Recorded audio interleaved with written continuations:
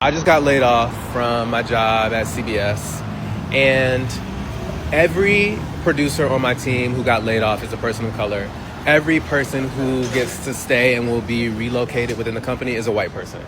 Now, in my meeting with the executive who told me I was getting laid off, I specifically asked him if it was a consideration for us to be relocated somewhere else within the company, and he said that we advocated to keep the show. We advocated to try to get you relocated somewhere, and we couldn't. Because I asked him, why are you the person who is making this decision or delivering the news that we're being laid off? And he said, oh, it could have been anyone. Only to later find out, because it wasn't until I went downstairs thinking that me and all of my colleagues had been laid off, that I found out that it was only the people of color. So I went one by one to my white colleagues. Are you getting laid off? No. Are you getting laid off? No. Are you getting laid off? No. Are you getting laid off? No. So I went back up to his office and I told him, I think you lied to my face. And come to find out, it was not his decision to eliminate the show that I worked for. But he did get to decide who got to stay. I told him, you said that you couldn't get us relocated, only to find out that you were able to get some people relocated, and they all happen to be white. Am I supposed to believe that that's a coincidence? And he said, yes, I'm supposed to believe that's a coincidence. I said, do you believe that's a coincidence? He said, I do, because I chose to keep the people who I had worked with before. So mind you, not only is it not based on merit, it is in its result racist. I don't care if you decided to keep people who had purple colored hair. You deciding to keep people who you had worked with before, which don't even know if that's true. If the outcome of that decision is racist, the action was racist, that shit is fucked. So I already can tell that this person is incredibly difficult to work with, right? We already know that because him going up to people and doing it based off of race himself also shows that he is biased and he exhibits a level of racism. Now he's basically saying that his colleagues, a lot of his colleagues that got relocated over into other shows were inherently white. Now, of course, we don't know how true this is, but we just gonna take him at his word. I'll also tell you that a lot of the reason why people are able to move over to different places is really not even based off of merit, is based off of the fact that they're easy to work with and you know them. And so you got to make friends with Kool-Aid. I know personally that the majority of people that wind up separating themselves are doing so even in the workplace. And I was explaining this on the Millionaire Morning Show this morning. They separate themselves based off of color. They base it off of race. They base it off of culture. They base it off of familiarity. When you go into any call center, when you go into from low level all the way up, when you go around, most of the time people only separate themselves based off of who it is that they want to hang out with, and that's who they become friends with. And if you find yourself in a situation where you see that everybody is being laid off, and if there's a person that decides who goes and who stays, most of the time it's not just going to be based off of who's the best. Now, if you are good, and I'm pretty sure that that's going to play a role, then that is going to be a factor. But if you are just basing it purely off of who you like and who you don't like, it's going to be over the ones that it's going to be the versus the ones that you spend the most time with, or you know what I'm saying, you hanging out in an environment with, versus the people that you don't.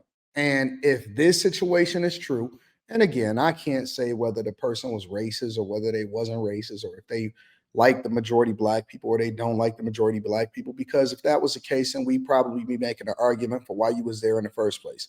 Why would they hire you? Why would they bring you in? Why would they even have you there? Why not just hire an all white staff if that is the case? Because most of the places that I know, they can pick and choose as they see fit.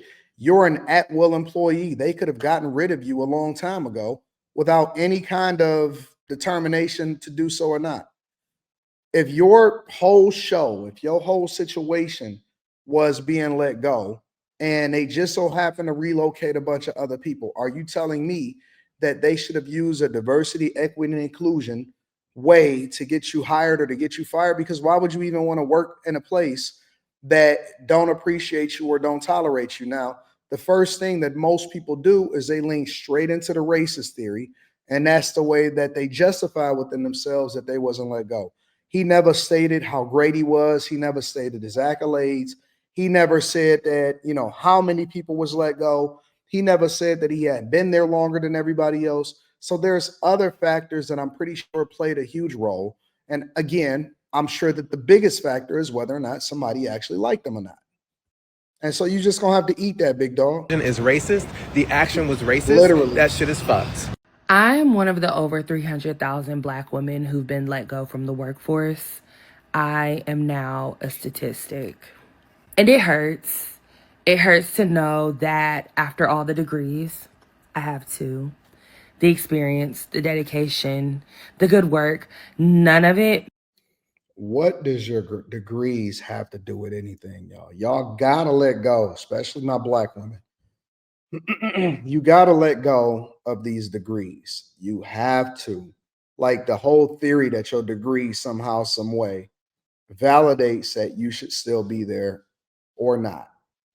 It doesn't mean shit. It's supposed to get you in the door to qualify you for an interview or an opportunity to work there. It does not allow for you to stay at a place. I gotta let that go, man. Made me safe. I've been spending my life savings just to survive, paying bills late, stretching groceries, trying to maintain the life I had before this. But it's draining, it's humiliating, and most of all, it's lonely. People always talk about how the workforce treats you like you're replaceable, but to truly experience it, that's a whole different level of pain.